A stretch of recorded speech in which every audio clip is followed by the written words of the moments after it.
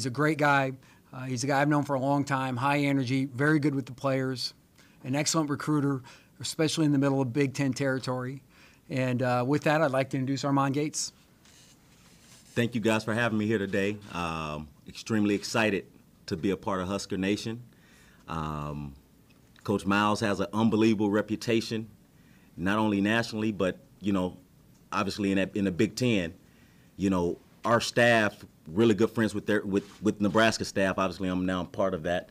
Lou, we were on staff together at Loyola Chicago for about 2 weeks, and then I ran him out of town. Couldn't stand the guy. But no, I think it's gonna be a great fit here for me. Questions for you, Armon. Can you just talk about the time frame over the past month? Coach Miles hinted at it. Obviously, kind of a whirlwind for you. Just describe how you ended up sitting here today. You know what? It was a big time whirlwind for me. Started off left Northwestern, ended up going to Florida. Went to Florida for about 2.5, 3 weeks, and I did go to Coach White, and it was just a feeling that I had, and I went to talk to him and ask him if I can talk to Coach Miles to join his staff, and I reached out to Lou, and he told me what they were looking for, and that's when I approached Coach White, and it's all history from there. Tim, has his name surfaced at all and in previous coaching searches? I mean, were you aware of him as far as his quick rise up the coaching ranks? Yeah, when I took was I at CSU? Did I interview at CSU? No. I don't know if I was at CSU or not. I think just when I took the Nebraska job, he and I interviewed him a couple times. Once in some room in an airport somewhere at I think it was like in the back way of midway or something like that. And Armon was a guy that has always been on our radar. Well, then I couldn't hire him when he went to Northwestern, of course, and they had such a good thing going. And then just by good fortune, I think that when Armon had reached out to Michael and was talking about, fit, the Big Ten is a great fit for him. And it's good. Yeah, he's in Chicago with Northwestern, but it's good to also be out. And, I think that'll help him grow and develop. And I think we've done a good job placing guys as head coaches and getting guys interviews as head coaches. And that's another thing I know that he would like to be in the future. And I like guys like that. And but he's got such a good. You talk about a good reputation. Armon is an exciting addition for us.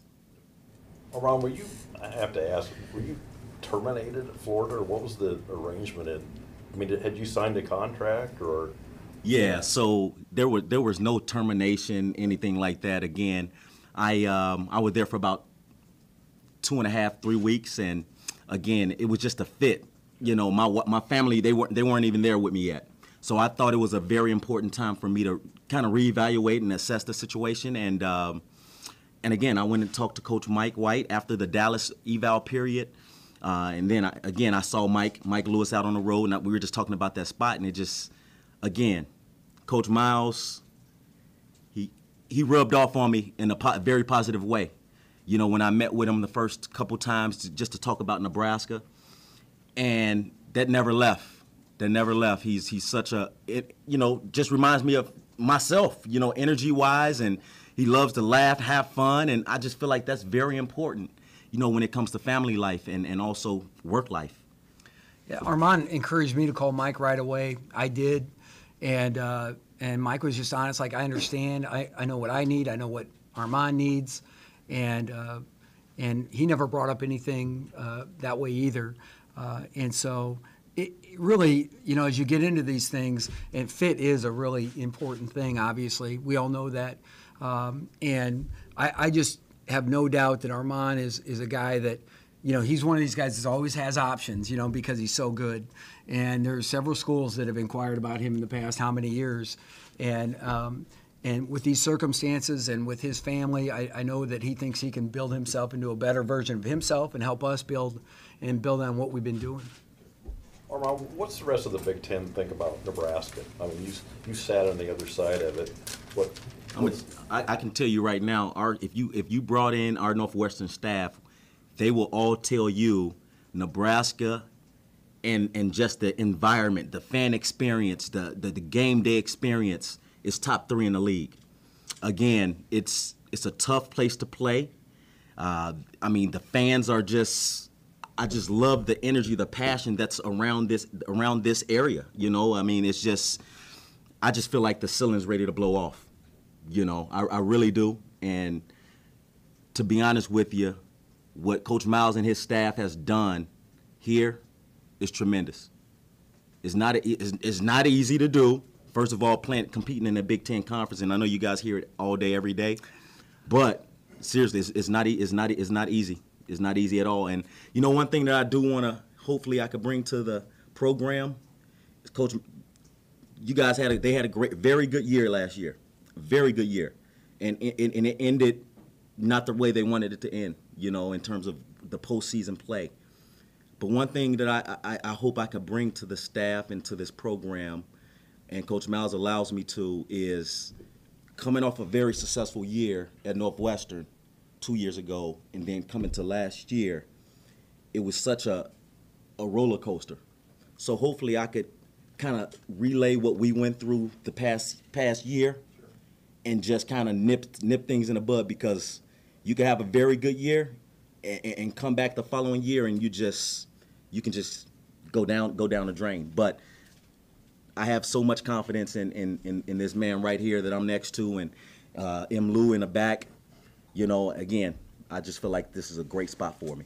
Hey, Tim, how big of a priority was recruiter when you were doing this search? And obviously Armon's known for that, but was there other things about what he brings that made him a desirable candidate? Well, we all have to be known as recruiters. I mean, John Calipari is a good recruiter, right? I mean, your job is always recruiting. And so that just, I think that's part of your DNA as a coach. I wanted a guy I liked. A guy I wanted to work with, that I would enjoy working with. And then I want a guy that can do a little bit of everything. You know, he needs to be able to recruit, needs to be able to connect with the guys, be great with the guys on the floor, scout opponents, you name it. And Armon has those qualities, and I really think he's a, you know, we lost a good friend of mine, and that we all know, Kenya Hunter, and Kenya was excellent, but I think that we've hit a home run here with Armon too. What is or are one of those things you're talking about to nip in the bud, as you said, after the great year, and then you see things not quite maybe going the right way? What types of things did you learn? Well, you know what? Just staying level-headed. You know, throughout the year, you come off a good year, and maybe it's not even the best player. Maybe it's one of the guys that think they should be playing more minutes or contribute more. And I've seen those different things. Our leading scorer, we had to kind of bring him back down, because he spent all summer, you know, being you know, walking on that red carpet.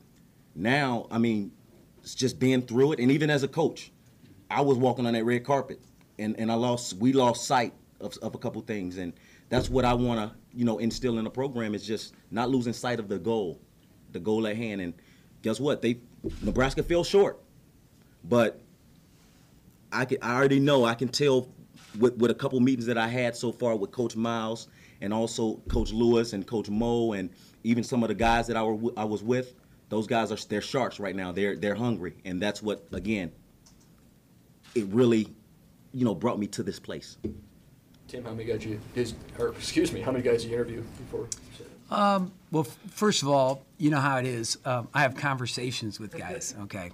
So I'd say I probably had conversations or were in contact with pretty consistently about 4 or 5 guys. You know, we had some things that I kind of put it on the, not the back burner, but I like to see how things are going to develop in the search sometimes too. Because, you know, for instance, if I would have hopped to it and I would have hired Armon wouldn't have been the guy. He would have been just starting in Florida day one, when I probably would have hired if I would have got right to it. But I think if you can let things develop and just let time kind of go. But there were some outstanding guys, really. You can see the level of attention. I always feel better about my program. You know, you lose a guy, and then to see what type of attention you attract, and it was a high grade level of attention. So, you know, getting back to the earlier report on Armon and about that tough year, and we certainly had one in 15 too. Is, you know, that was one of his first questions for me when we were interviewing him. He's like, "What's our team motto for next year? What are we, what is it? What's the chip on our shoulder like?" And he's serious about that. That is something that you really learn from, and I think he'll be great with just keeping an eye on that. Armon, talk about where you can dig into recruiting, and specifically about Brewster Academy and your connections there.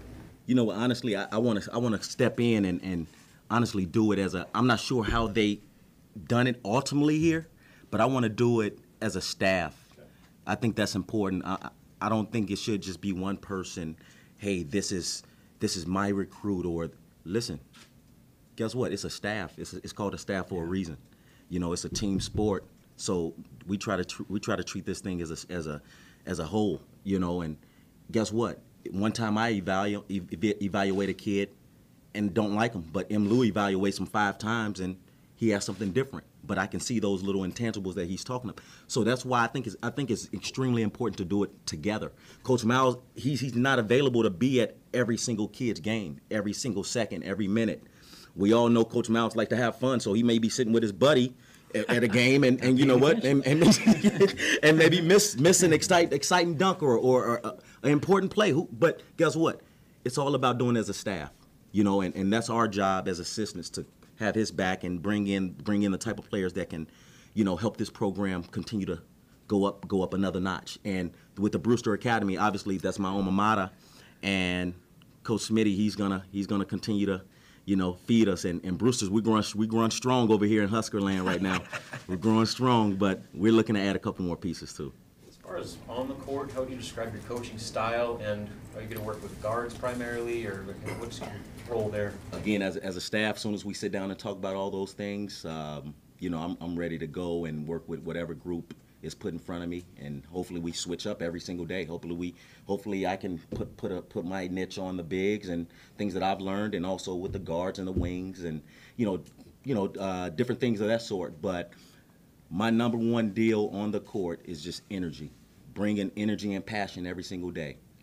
Obviously my energy level will be up and down, throughout the course, of the year, but that's my number one passion, and I just love bringing energy, and either lifting someone up that's having a bad day, or keeping, like I said before, keeping them even keel, shooting them back down, and if they're feeling themselves too much, I feel like I can, bring a lot to the table.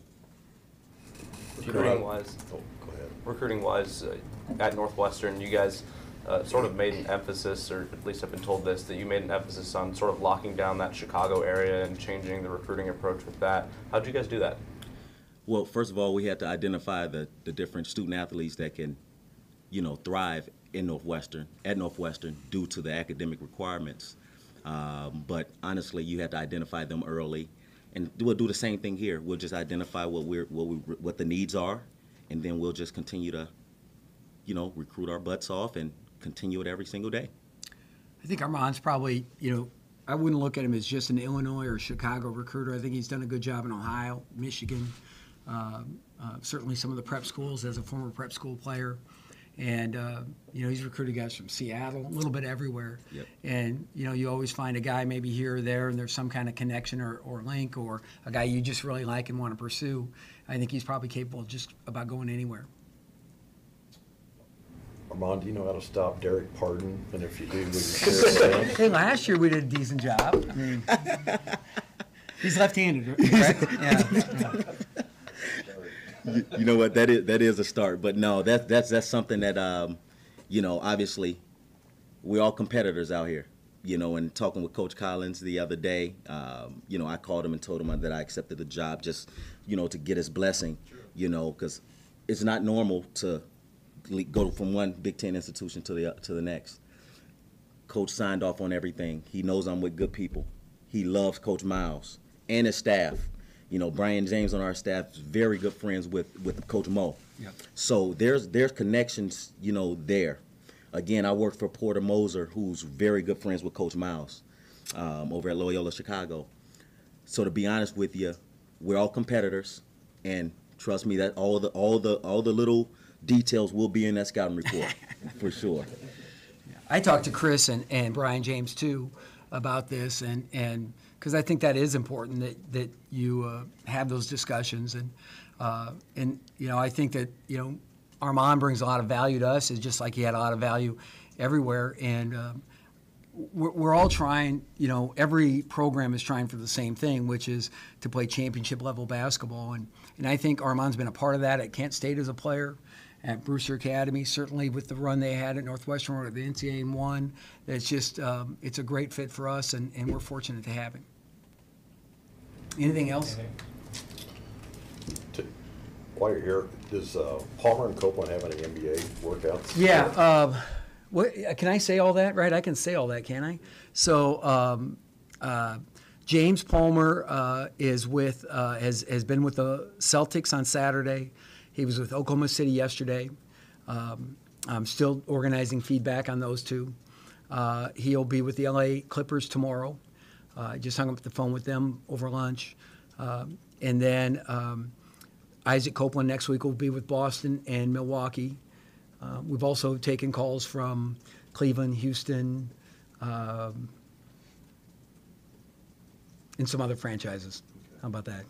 Do you have any kind of timeline on when they might make their final decision? Yeah, I was with Isaac and his family yesterday morning for breakfast after he graduated. We had 3 graduates. Congratulations to Evan and Malcolm and Isaac. It's awesome to see those guys. But we had about an hour and a half lunch and just walked them through the whole process, just really as an educational opportunity for them and what's going on that way. And that was good. So Isaac, wanted to get through graduation. Had his grandmother here, his family here. Wanted to get through graduation before he did anything, so that's why he's a little bit later. But what we have, is we've kind of got this week here, and we get into next week, and then the combine hits us. I think what days the combine hit us? Yeah, so that Thursday, Friday, Saturday, and they're not going to do anything there. Then you've got until the 30th to withdraw of May. Tim, sometimes a casual fan hears this player has declared for the draft and they freak out. But this is a positive. No, it's great. Yeah. So that's why I call it testing the waters. That's why our press release said testing the waters. It's a term that whether it be the NCAA or the NBA is used that allow players to go out and test the waters of the NBA. So just like anything else, you're sticking your toes in the pool and seeing, how favorable it is for you. And so for these guys to get workouts against other elite level talent, and then get the feedback and having, whether it be Danny Ainge standing there watching your every move or whoever it might be, I think is really, helps them. And usually what's great is that it's really not very far. It's not very different from what we're telling them. It's sometimes it matters on what you hear, and so I think it's really good for both these guys. Isaiah Roby, we gave his name to the undergraduate committee. They came back with, they all 3 had about the same type of thing, which they could all potentially be third round pick, could be third or second round picks. If they go in the 3rd, they're not going far, but. And so Isaiah's just at home working out with his trainer, and a lot of these guys are going to be at home doing workouts during the month of May and early June, and then we'll get them back for our June session. Did you put a percentage on Copeland and Palmer coming back? I everything's 50-50 to me, yes or no, right? And so I'd say it's more likely they come back than they go, and I will encourage them. I've kind of got this standard of it used to be just a first-round pick. If you could go in the first round where it was guaranteed contract and it was a 3-year deal like it was, that makes sense for a kid. And that's a real opportunity. Now with the 2-way contracts, it might change a little bit. It might creep down into that. But what people have to remember is the 2-way contract came into the NBA last year.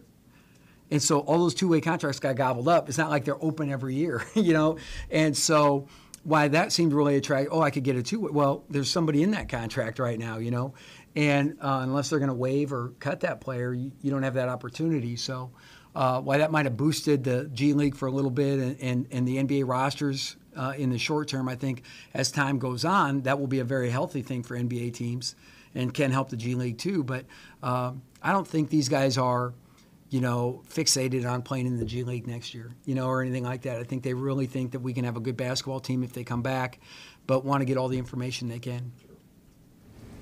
Any other potential roster news? Nope, not yet. Did somebody else have something back there? We already asked. We're good. Good. Thank you guys very much.